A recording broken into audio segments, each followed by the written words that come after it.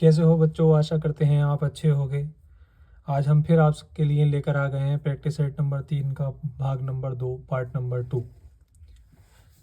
देखिए बच्चे, आज का प्रश्न जो है स्टार्ट होने वाला है प्रश्न नंबर 51 से। कौन सी संख्या में 15 से भाग देने पर भागफल 15 एवं शेष 15 बचता है। आइए इसे हल कर लेते हैं। देखिए, भाज्य का सूत्र होता है भाजक गुणा भागफल प्लस शेष। ठीक है, भाजक हमारा कितना है देख लेते हैं। 15 से भाग देने पर, तो यानी कि भाजक हो गया हमारा 15, भागफल हमारा कितना है 15, और शेषफल इन्होंने कितना बताया है 5। ठीक, तो 15 की 15 से गुणा करेंगे 225 आ जाएगा। ठीक, 225 में 5 जोड़ देंगे, हमारा आ जाएगा उत्तर 230। ये होगा भाज्य। आइए अगला प्रश्न ले लेते हैं। अगला प्रश्न क्या कह रहा है? अगला प्रश्न कह रहा है कि 4350 तथा 2675 के योगफल में और क्या जोड़ना चाहिए जिससे प्राप्त योगफल 10,000 हो जाए। ठीक है, तो दो संख्याएं हमारे पास हैं, वो कह रहे हैं कि इनके अलावा और क्या जोड़ेंगे 10 हो जाए। तो पहले ये देख लेते हैं कि ये दोनों संख्याएं कितनी हैं।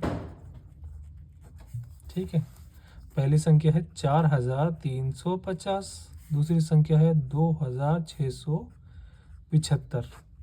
जोड़ लीजिए, 5 5 7 12 के 2 हासिल लगा 1, 4 और 6 10 का 0 हासिल लगा 1, 5 2 7। तो 7025 हमारे पास पहले से मौजूद हैं। ये कह रहे हैं 10,000 में 10,000 बनाने के लिए और कितने चाहिए।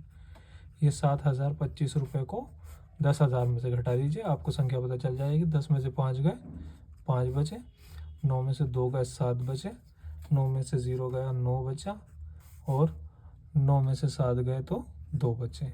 तो आपका उत्तर हो गया 2975 प्रश्न नंबर।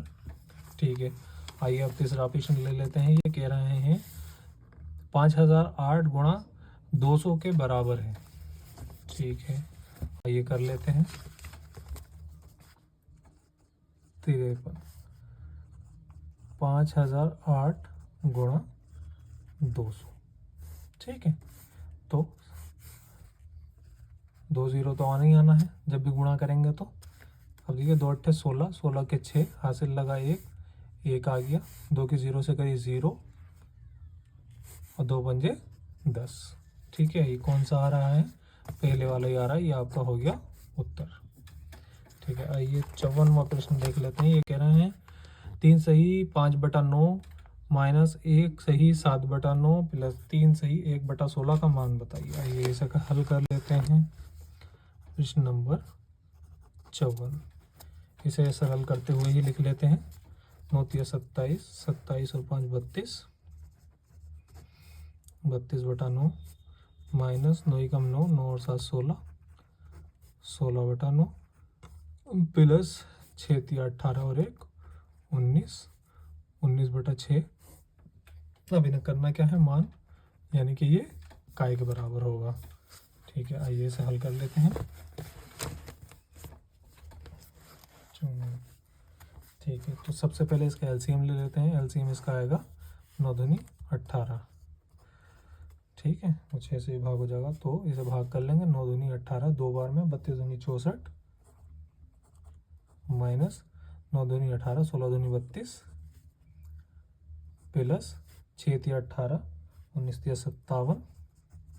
ठीक, अब प्लस प्लस वालों को एक तरफ कर लेंगे, जो हो जाएंगे 121, और माइनस वाले कितने हमारे 32 डिवाइड बाय 18। अब जब हम इन्हें घटाएंगे तो हमारे पास बचेंगे 89/18, और जब इन्हें हम सरल करेंगे तो 18 चौक 72। ठीक, 17 शेष बचेगा और 18 भाग, तो हमारा उत्तर आ जाएगा 4 सही 17/18। 4 सही 17/18। आइए अगला प्रश्न ले लेते हैं। हमारा अगला प्रश्न है 55। यदि तीन संख्याओं का गुणनफल 6720 है जिनमें दो संख्याओं का गुणनफल 240 है तो तीसरी संख्या क्या है। देखिए जितनी भी संख्याओं का गुणनफल दे रखा है वो तो आप ऊपर लिख दीजिए 6720, और जो संख्या शेष है, शेष मतलब कि जो दो या एक संख्या रह जाती है उसे लिखते हैं नीचे। अब इसे भाग कर देंगे, ठीक है। भाग करने पर हमारा आएगा 2 8 28, तो इसका उत्तर आ गया 28, ठीक है। पहला ही उत्तर आ गया। जो कुल संख्याएं होती हैं वो ऊपर और जो शेष संख्याएं होती हैं वो नीचे रख के भाग कर देते हैं, ठीक है। वीडियो में बने रहिए, आगे और भी अच्छे सवाल आने वाले हैं। देखिए 56वां सवाल क्या कह रहा है। 270 मीटर लंबी रेलगाड़ी किसी खंबे को 24 सेकंड में पार करती है। यदि वे किसी सुरंग को 1 मिनट में पार करती है तो सुरंग की लंबाई ज्ञात करिए। देखिए 24 सेकंड में ट्रेन कितना चल रही है, 270 मीटर, ठीक है ना। तो 1 सेकंड में कितना चलेगी, 1 सेकंड में चलेगी 270 बटा 24, और 1 मिनट में, 1 मिनट मतलब 1 गुणा 60, 1 मिनट में 60 सेकंड ही होते हैं ना, तो इसका मतलब 60 सेकंड में कितना चलेगी, 60 सेकंड में कितना चलेगी, 270 बटा 24 गुणा 60। इसे हल कर लीजिए, 12 दूनी 24, 12 पंजे 60, 135 बार में ये चला जाएगा, 135 पंजे आ जाएगा हमारा 675। अब 675 में से 270 घटा दीजिए, ठीक है। आपके पास आपका उत्तर आ जाएगा 405 मीटर, ठीक है। तो सुरंग की लंबाई कितनी थी, 405 मीटर। अब आप सोच रहे होगा 270 मीटर घटाया क्यों। देखो सुरंगी कह रहे हैं कि एक सुरंग है उसकी लंबाई इन्हें नहीं पता, ठीक, लेकिन ट्रेन की लंबाई इन्हें पता है। ट्रेन जो है वो 270 मीटर है, कितनी है, 270 मीटर। वो कह रहा है सुरंग को पूरी तरह से पार कर ले, तो पूरी तरह से पार करने के लिए ज़रूरी ये भी है ना कि ट्रेन पूरी की पूरी पहले बाहर निकल जाए, है ना। तो दरअसल वो सुरंग तो चली होगी, सुरंग के साथ साथ अपनी 270 मीटर भी तो चली होगी सुरंग पार करने के लिए। तो जो 270 मीटर एक्स्ट्रा चली वो सुरंग पार करने के लिए, वो हमने घटा दी और हमारा उत्तर आ गया 405। आइए अगला प्रश्न ले लेते हैं। अगला प्रश्न है 57। दो संख्याओं का मासा 119 है तथा लासा 11,781 है। यदि एक संख्या 1071 है तो दूसरी संख्या होगी, ठीक है। आइए इसे भी हल कर लेते हैं। संख्या देखिए लासा और मासा कितना है, 119 गुणा 11,781, 11,781, और एक संख्या कौन सी है इसमें जो दे रखी है, 1071, ठीक है। इन्हें हल कर लीजिए, दूसरी संख्या ज्ञात आ जाएगी। 19 से अगर 171 को भाग करेंगे ये 9 बार में चला जाएगा, और 9 से भाग करेंगे तो 9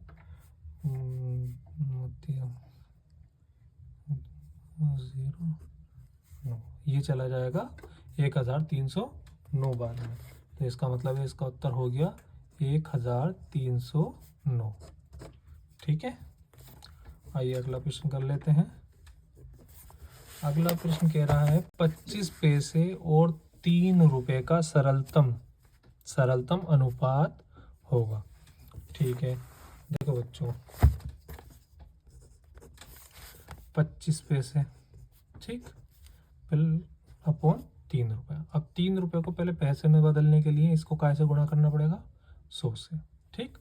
तो कर ली 25 ही कम 25, 25 चौका 100, और ये आ गए 1/3 चौक 12। तो अनुपात आपका क्या हो गया, 1:12। ठीक, आपका उत्तर हो गया ये। आइए अगला प्रश्न ले लेते हैं।